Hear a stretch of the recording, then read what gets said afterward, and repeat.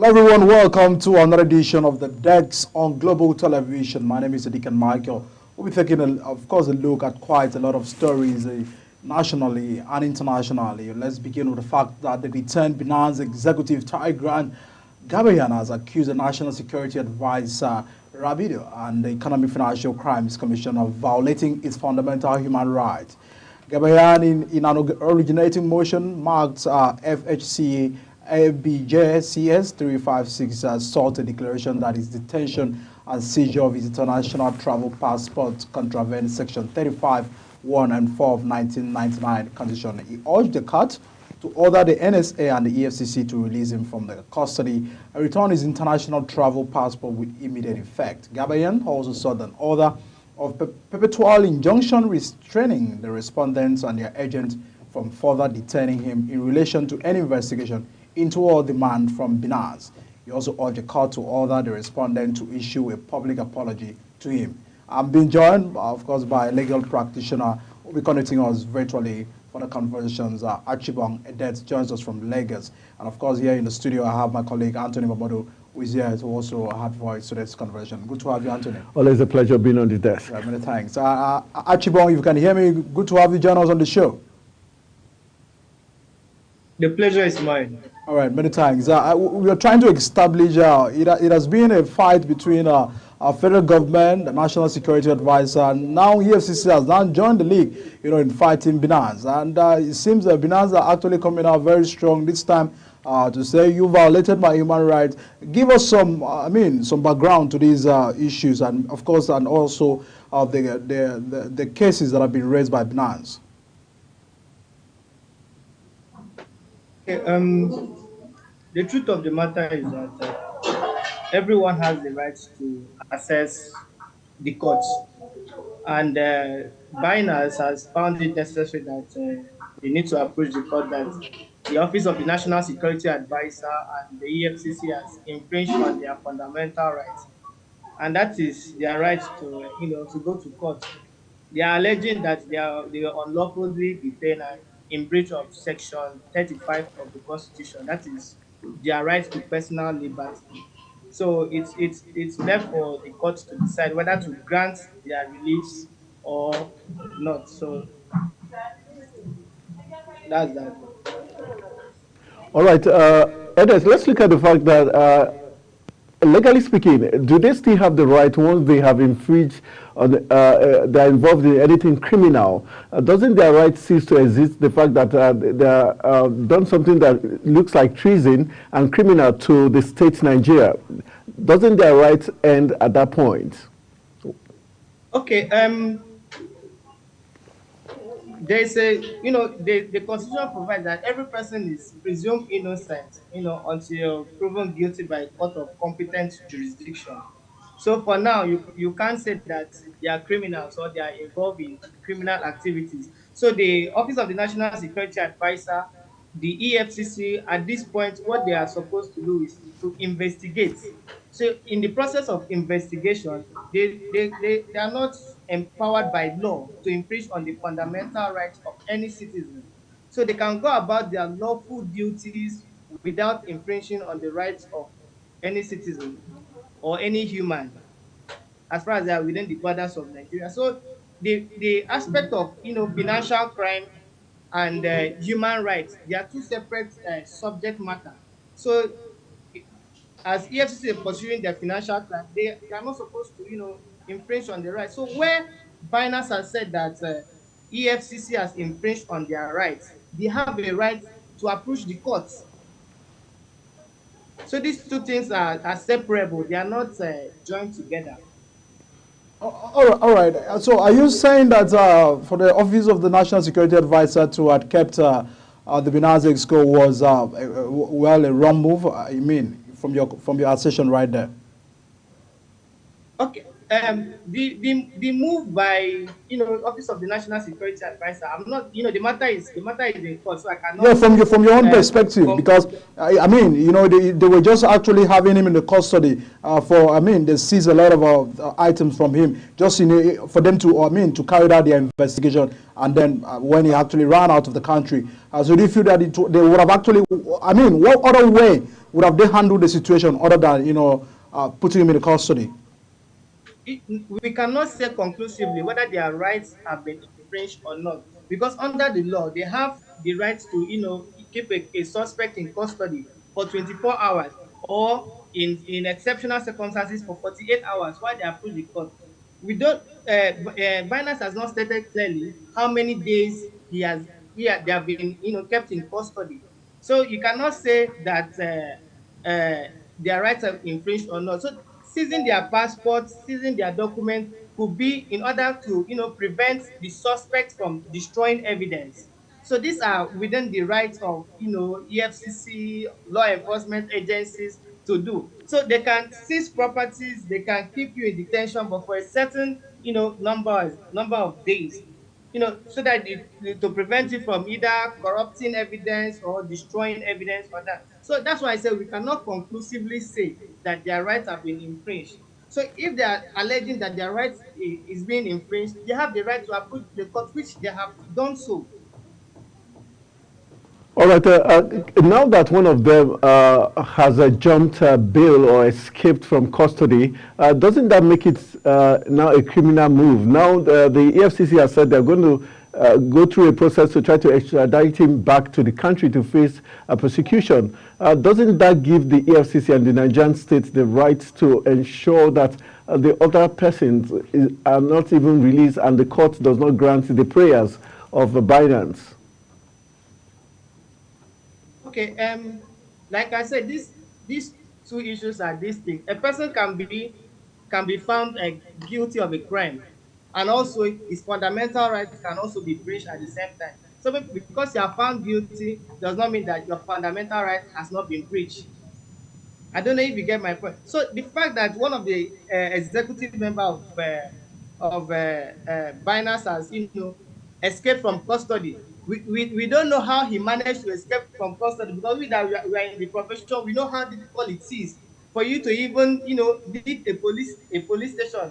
Talk more of the office, the EFCC custody, in joint custody with EFCC and Office of the National Security. So it becomes a wonder.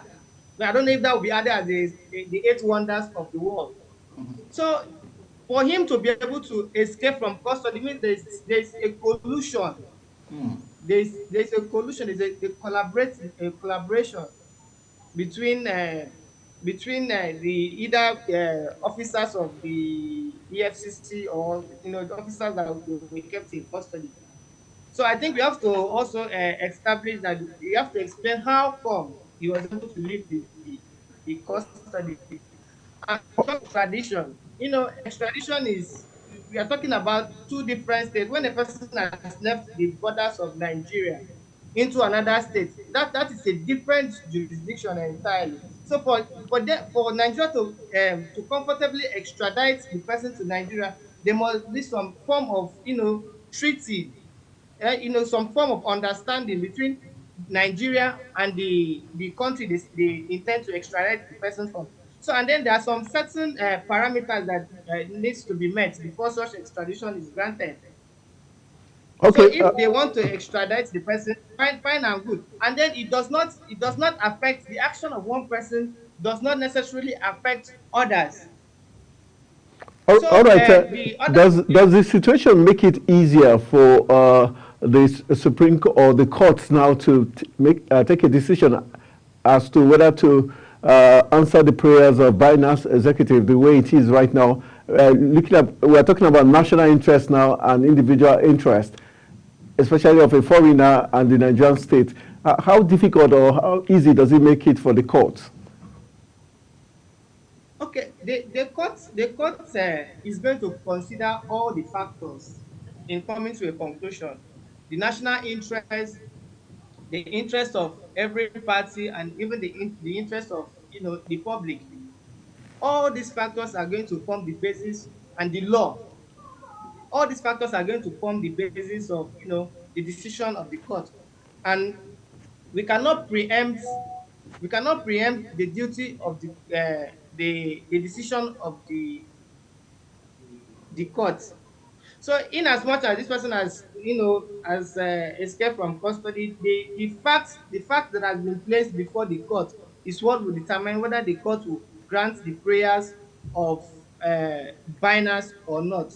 So the evidence that is placed before the court is what the court will determine, will be the basis in which the court comes to a conclusion.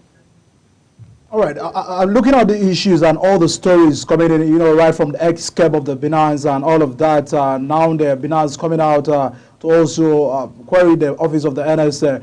Do you feel this has a reputation, on Nigeria regarding foreign investors, coming into the country? Do you feel that this might actually put Nigeria out on a different light, to the international scene, because it's not just a national issue right now, it's actually a global issue?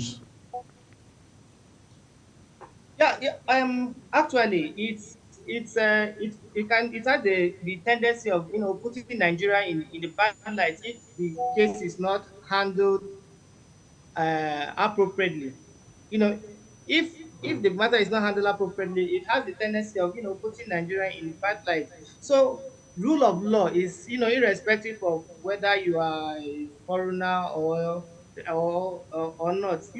The rule of law must prevail. And then there are best international best practices, business practices that are obtained worldwide.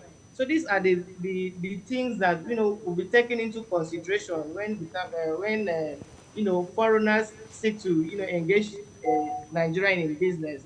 So the mere fact that they have been arrested and then maybe investigated cannot in itself put Nigeria in a bad light. But where the matter is not properly handled, where the rights of these foreigners are not protected, where the case is not handled in accordance to international best practices, that is where the Nigeria can be people may foreigners may decline doing business with Nigeria. All right, let's move away from the issues of Binance. Of course, the matter is still at the court. As they always said that they will be able to. We wait till the judgment that comes from the court. Let's get to Delta State. A few days ago, the slain soldiers were actually honored. In the Federal Capital Territory cemetery, where the president actually laid out. And then there's been sparked conversations. Even DHQ has actually released some names, inviting them, of course declaring them, not just inviting them, declaring them wanted.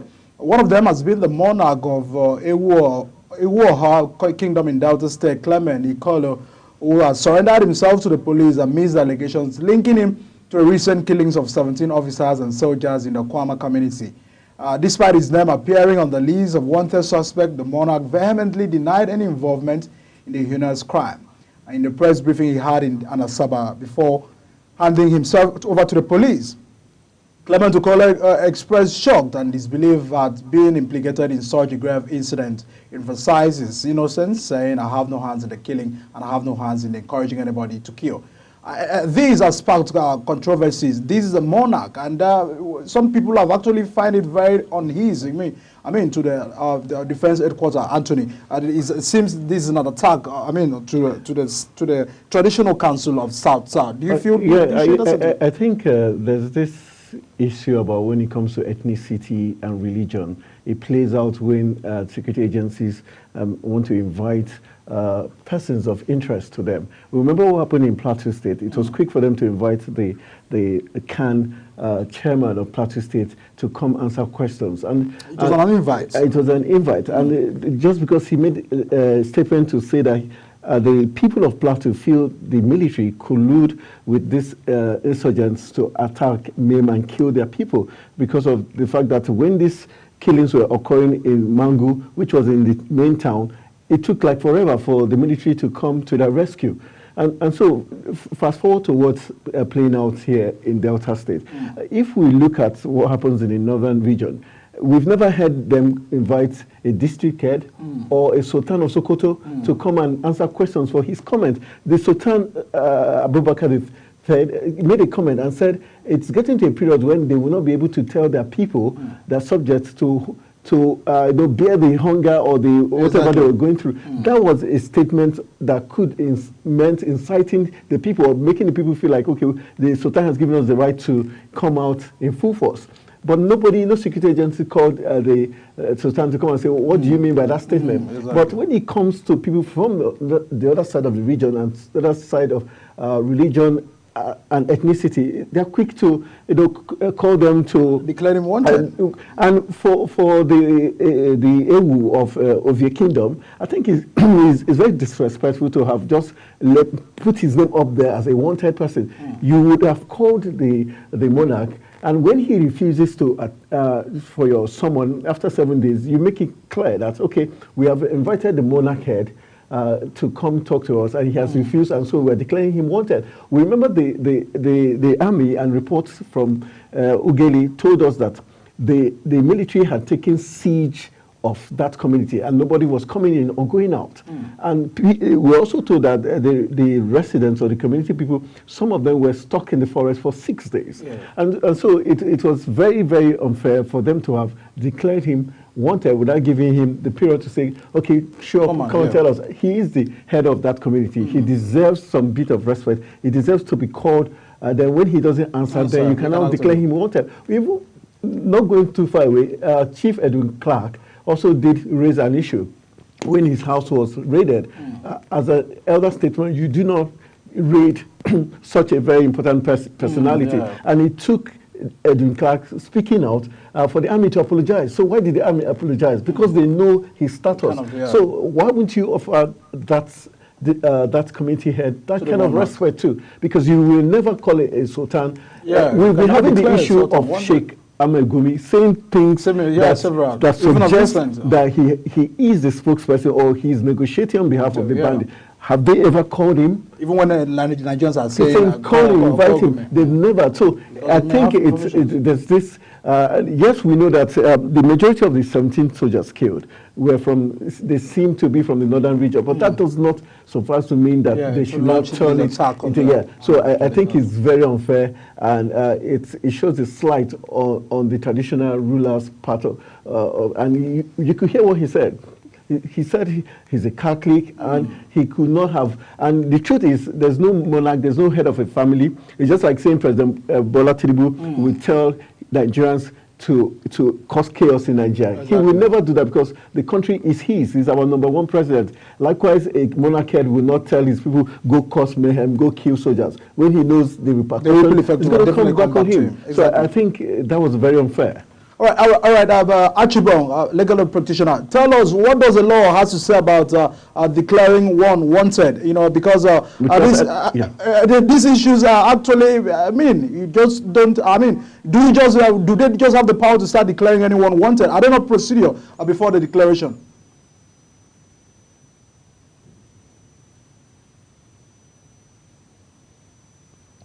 Okay, Nigeria is a country. In fact, I would say Nigeria is sui generis. Nigeria is unique in its own way. Although I'm not one of those persons that will, first of all bring out the ethnic card into dispute or into any conversation. The law is no respecter of persons. In as much as the law is no respecter of persons, we understand that in every society there is social stratification. There are people of status and that must be respected accordingly. And especially being an African, and we know that we respect our traditional rulers highly. So I think the traditional rulers should be given that respect, to giving them ample opportunity, before declaring wanted. You declare a person wanted when you have made necessary steps, to arrest the person or bring the person into custody, and then it proves abortive. That is only when you can declare a person wanted. It's not when you have not made an attempt, to contact the person. You just so moto declare a person wanted. It is unheard of. So as the monarch being an institution, especially in a time when we are talking about, bringing security to the grassroots, monarchs are one of those institutions that we have been advocating for over time, that they should be able to, handle issues of security, because these are the people that are close to the grassroots. These are the people that relate with the common man. These are the people that knows every person, every member of their community. They know who is this, they know who is that, they know who is a terrorist, they know who is not. So and then for the issue of killing over 17 army, it is a terrorist attack. In short, so to say, it is treason. For a better word, the right word is treason. You know, to kill 17 or 16 or 17 soldiers is it's a treason, because that's an attack on Nigeria. So it's not something that should be taken lightly. So whoever, be it the fact that I had said that we should, we should, give respect to whom respect is due, does not mean that we are not going to prosecute or find whoever is culpable. We are not going to bring them to book. So if at the end of the day we find, that some persons have been, found wanting, they should go in for it, because this will serve as a deterrent to others.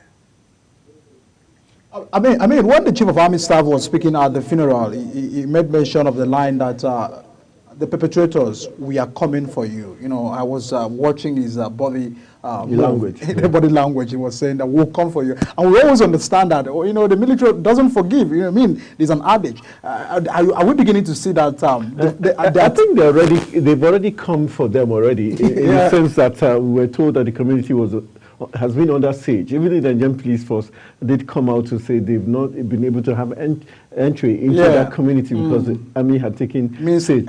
Everything else. And we did see videos that suggest the community was set on fire, things brought down to level. So it tells you the army is already. But the question is, why was the search or the manhunt for the perpetrators? It took too long a time. Because if once after 24 hours after a crime is committed, you've not gone in search of those people, the possibility of getting the true perpetrators will be difficult, because we're talking about the riverine area. We're talking about the creeks. We're talking about people who know their ways around the water bodies. And so it will be easy for them to move. They're talking about canoes, people who can swim. And so they know how to get away quite easy. And because the ambush was a meditated action, so it meant they must have gotten their getaway boat and whatever on ground even before the act was committed. So it is going to be very, very unsure for the army to say yes, they have caught the culprit, because these people had left almost 48 hours after before you exactly search for them. So we are praying that the wrong people or the innocent people are not the ones being caught and labeled the culprits, because there's one thing: for every society there are those miscreants that might just be pickpockets or those who will cause slight but not daredevil criminals. So if you now go because you're trying to make sure you get someone, you now get those who are pickpockets and label them the murderers. That's also miscarriage of justice. All right, Archibald, tell us, do you feel that the army should be able to handle these, the way that the army should handle these so that they won't get, just as Anthony have actually said, some innocent persons arrested? Because, I mean, linked up to the issues, because we understand the pains that they're having. I've seen a video where some of the officers, were saying, we are coming for you, we will retaliate, we'll fight back, and all of this commentary. This commentary has left the people of Okuama in fear. And now to the fact that investigations are on, are you afraid that, innocent persons, just as Anthony have said, may be linked to this issue? And what other ways can the army begin to handle this so that, they will not get innocent ones involved?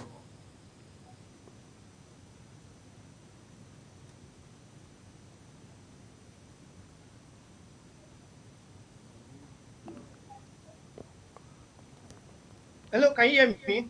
Yes, I heard you. Did you hear my question? Yes, but can you just come again? Sorry.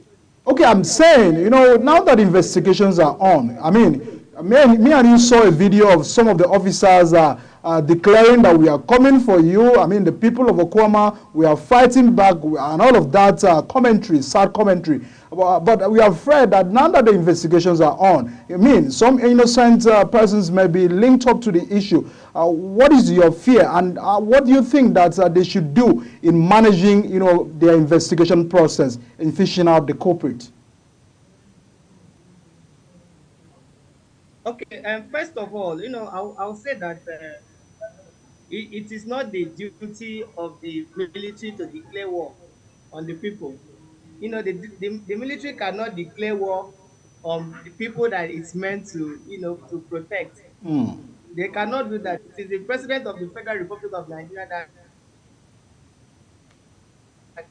is vested with that power to declare war.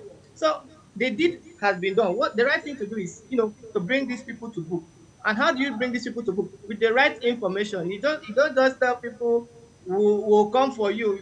You are creating, more, unrest in the community. There are innocent people there, and then if you go for a reprisal attack, more people may die in the process. So we are talking about a murder case here, and two wrongs does not make a right. So the proper thing is to carry out the investigation, and then the people that are, the suspects, that are suspects to have reasonably gotten involved in this dastardly act are to be handed over to the police. And then the police is vested with the powers to prosecute. So, but in this instance, it's an irony. I'm seeing the opposite here. Someone has, handed over himself to the police, and the police is now handing over the person, to the military, to the army. What do you want the army to do? Are they vested with the powers to prosecute? Is the monarch a military personnel that you are going to say is subject to the Armed Forces Act? So these are questions that needs to be answered. So the proper thing is, when you get the suspect involved, you try them in court, and let the court decide. It's not jungle justice, because I don't understand who is vested with the powers to investigate and to prosecute. It's the police, and the police is handing over the suspect to the military. I don't know if after now the military will All right, Edith, I bring like back what their you just report, said, the but we fact are that the still watching. police, after getting hold of the monarch, handing over to the military is a wrong move. Would you say the fact that the police probably doesn't know their job, or the fact that they just want to play to the gallery, or because they hear the president say, make very sweeping statements, so that's why this is being done? Sorry, I didn't hear you. You And heard the what can president be say done what? to correct this anomaly, the fact that the monarch shouldn't be handed over to the military? And can the military be Okay, sued or stopped legally from going ahead to probably take hold of the monarch? we are yet to see what the military is about to do to the monarch. So we cannot say anything to that. We are watching as the event unfolds. But is it right? What Is it right to hand over the monarch? Is it not miscarriage of justice if he's handed over to the military that is already biased? And what can the NBA do to protect the monarch? Because I know that there should be some pro bono cases, or this is where civil society organizations, this is where SANs should be coming to speak up on behalf of the monarch so that the right thing is done. Okay, for the police, I don't know if they have a justification for that, but they are yet to come up with a justification. But I think the police should be, made to undergo trainings from, I think the police is one of the law enforcement agency that is, least trained. Unlike other enforcement agencies, they have training. Even when you have been, yeah, made a full officer, you are still undergoing training. But the policeman, you can hardly see, apart from the top officers that you hear them going on training, the rank and file have not been going on training for a long time. And this is something we need to do. I'm saying that we should take up the matter of the modern pro bono, and then civil society should come in. I think the monarch has a deep pocket, and then he should have a legal representative, to represent him. So the issue of pro bono, I don't think in his case will come in, because the monarch has the resources. How can you defend tell? his He's just rights. a local monarch, community monarch. He's not a sultan of Sokoto that, yes, he gets money from, where I'm talking from. So don't you think that's where the judiciary is always being faulted, where they put money first rather than do something based on what the ethics of their profession says? Okay. The every traditional ruler they get subventions. They get subventions, from the executive. So, but that aside, where the NBA will come in is where there is breach of the rights of the monarch or any person, any Nigerian citizen. So when we find out that there's a fundamental Uh, question, it is all right, glaring because at this We'll at go this on a because quick break right now, and once we return, I think we'll begin to take on that issues. Do well to still stay with us. Don't go away.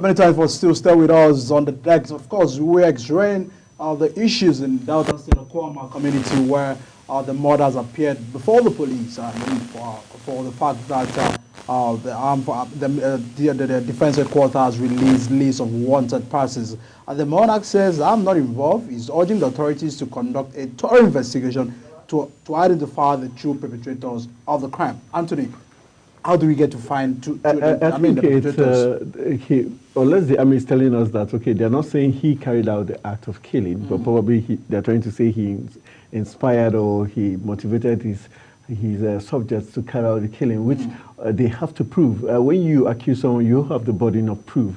So it's not just enough for the army to list him among those who they are wanted. I think another thing they need to do is, yes, they are wanted, but wanted for what role? What role specifically are you saying this person is wanted? Because if you notice the list, there's a professor there. So the professor, what role are you saying he's involved in? Is his students or what? You have to be specific. You don't Exactly. just, when you name somebody, you have to prove. Exactly. And that's why the lawyer Edet said it was wrong for the police to hand over the monarch to the military, or it will be wrong for the police to hand over the monarch to the military because they do not have the right to, they cannot be the judge and Over prosecutor in their own case Yeah. because obviously they're already biased. So now, like you rightly pointed out, they've been spitting fire, saying we're coming for you. And those are words that shouldn't come out of their mouth. Yeah. And I think to an extent, we also probably, this is where the president also has to draw their attention to the fact that they're taking this too far. Like the lawyer said, you cannot declare war on Nigerians because you're meant to protect Nigerians. Yeah, that makes sense. And the fact that these killings occurred does not mean every indigene of Ukoma carried out the killings. Then what for the Nigerians that also have been maimed or killed by security agencies, especially in these reprisal attacks? Their lives also matter. So the army, in as much as we sympathize with them, in as much as they're our own army, and we do not support anybody killing any Nigerian army. Should be able to handle the issues. Yeah, but they should be, I think this is where civil society organizations should come out. All those SAN, SANS and all that, this is not when they should be keeping quiet because you don't just make noise when you are coming out to support the politicians or go to court. They should also be seen to protect put the Kwama conversations when it's needed. This is Absolutely. the time when we need such a Absolutely. contribution. Yeah, still joining us on the conversations is the managing partner of Towers Attorneys and Advisory of LP, a legal practitioner, Archibong Edet, who is joining us on the show. Anthony had actually raised a concern before we went on the break. Please do well to touch on that. Okay, sorry, can you rephrase? All right, we're talking about the legal minds in the country, how key it is for them to draw the attention of the Nigerian police force not to hand over the monarch to the military because they're already biased, and also probably for the presidency to also draw the attention of the army that they're taking the conversation too far and probably bring caution. Civil society organizations, the SANs in the country, that there's need for them to lend their mouth to this conversation in order for the right thing to be done, because the army obviously is already biased, so there's nothing they're going to do now that is going to be objective. And so looking at these factors, how key is the presidency and the judiciary in drawing the attention of the military for the right thing to be done? And also for the people named, when you name them, for instance, the monarch, shouldn't they be a specific accusation attached to you? Yes, we're naming the monarch because we feel he did X, Y, Z. We saw there's a professor among the listed name. Why is the professor's name there? There should be reasons why you name these particular persons. Okay, before the person is listed in such circumstances, they must have suspected some foul activities or something. Maybe they might be conspirators, or they might be financiers or something. But there must be a reason tying them down to the issue at hand. So I think once they are brought and then they are interviewed, they are questioned, it's that for the if the law enforcement agencies are satisfied, they can discharge them because you are being invited. Does not mean that you actually, did something. It might be because you have an information to give. So that could be a reason why a reason you are being invited. So for that, I think, but where you know where your rights is being infringed. For example, you are being invited, you are kept over 48 hours, you are not given access to a legal practitioner or a lawyer of your choice, nothing. That is where the civil societies will come in. That is where human rights lawyers will come in, to say, hey, this is wrong. You have to follow the rule of law. You have to follow due process. That is where, just because the person is invited, it does not mean that you just jump in. Lawyers are major. They are not supposed to be meddlesome interlopers. So you don't just jump in and then because you can actually stifle the process. So it's better you observe and then you follow and ensure that they are following the right process. So I think it's too early to call on civil societies, to join in. All right. We do hope that, I mean, the security agencies will begin to handle that because the community and authorities are now faced with a very challenging task of unraveling the circumstances surrounding the killings and ensuring that justice is served for the fallen officers and soldiers. And of course, as investigations continues, the people of Delta State are waiting further development in the strategic and unsettling cases. Let's move away from the issues in Delta State to the fact that CBN under less than 48 hours after restating the need to increase the capital base of deposit money banks for improved productivity.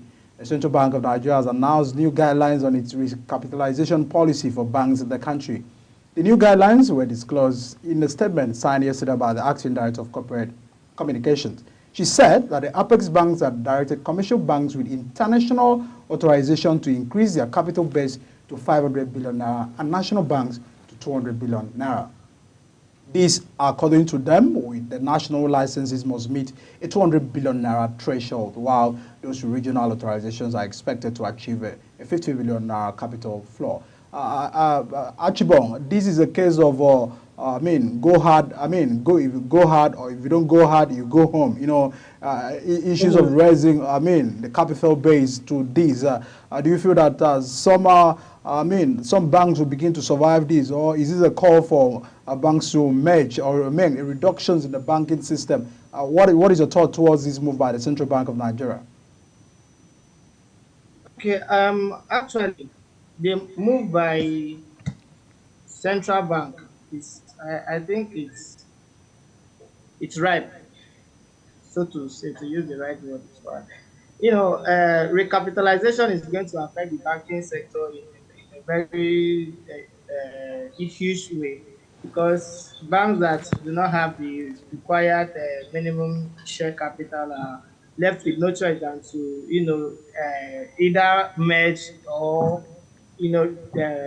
reclassify themselves, or even wind up. So the issue, but the central bank has stated that the reason for excuse me, sorry, the reason for the recapitalization is to strengthen Nigerian banks from both external and domestic shocks, and to enhance stability in the financial system. They've also said that is to so that these banks can absorb unexpected losses and contribute to the growth of the Nigerian society. So I think the objective is pure. The objective is pure, and then they've said the implementation to be for about a year. That's till March, ending of March 2026. So banks that have not, been able to, banks that do not have the required share capital. I think at the moment, no bank has that share capital. 500 billion for international banks with international portfolios, and then 200 million for national banks. No, 200 billion rather for national banks. No bank at the moment has that minimum share capital. So what banks are left with is either to upgrade to meet up the share capital. They can make public offers, meet investors, and all that, in order to step up their share capital. Or where that is impossible, they can, decide to merge, like what happened, the last time between Access Bank and Diamond Bank. They had to merge, you know, to form a new a company, that's the new Access Bank. So where banks, are not able to meet, they have an option, they have the option of, merging, you know, in order to meet up. So where two banks, you have a 250, you have a 250 billion share capital, and then the other bank has 250 billion share capital. Okay, we cannot meet up. Why don't we come together? So if they come together, they match, their assets and everything. They are able to meet up with the minimum share capital, and they remain in business. All So right. another option is, if for example you were and a bank with, international, network and all that, that's given the license to have international network. You can decide, okay, I do not have up to, 500 billion, inject in the system. Why not step down and become a national bank, and then national, you don't have up to the required share capital. You can decide to step down and become a regional bank. You reclassify.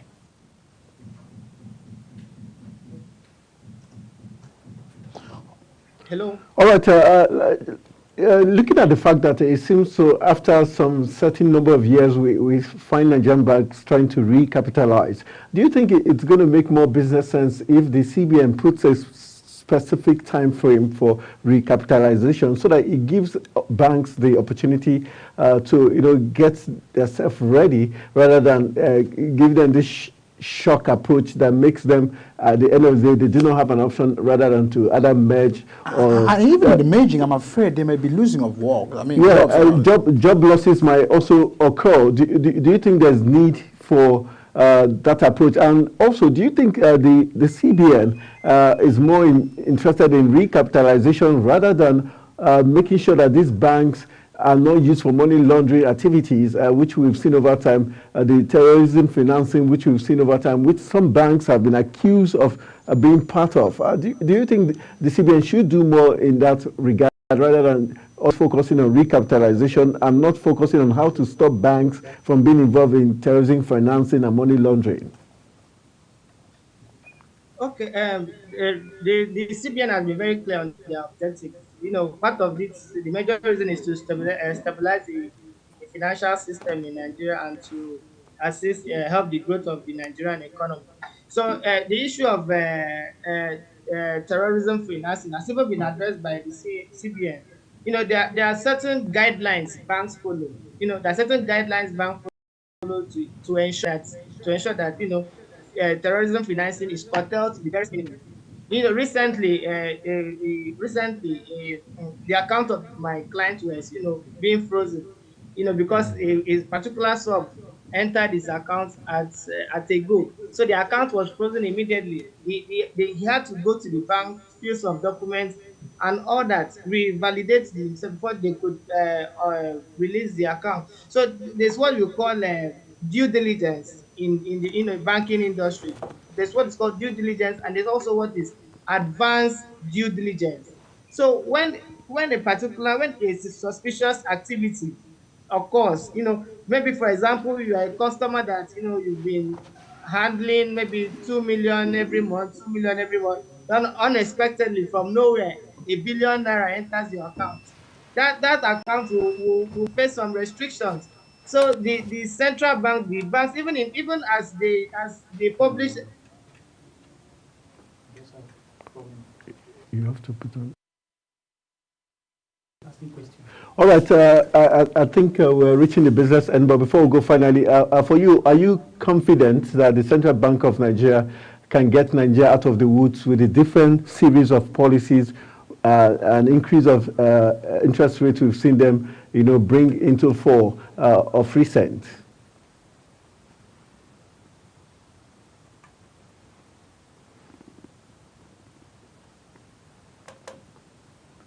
Edith, can you hear me? Yeah, I can hear you. So, All right. There are mechanisms, to curtail terrorism financing, that that is in place, nationwide. So, like I was saying, even in the recapitalization process, the CBN has, given guidelines to ensure that, funds from, illegal activities are not being, invested into the system, because there are fears that, money from kidnapping, money from, terrorism acts and all that will find its way into the banking system. So there are actually guidelines, for for the bank to follow in order to ensure that, this money does not find its way to the system. All right, many thanks, Achibong Edeta, for your thoughts and contributions on the decks today. Achibong is the managing partner of Towers Attorneys and Advisories of LP. He joins us from Lagos. Many thanks for your contributions on the decks, and of course, Anthony, for your well thought. Quite a lot of issues have been resolved through here, so we do hope that we have better times with the Central Bank of Nigeria fighting hard. I mean, the Vice President has said that Naira, will keep on stabilizing. And that has been a second. That's the size of a package. Many thanks for watching. See you again. All right. Thank you for having me.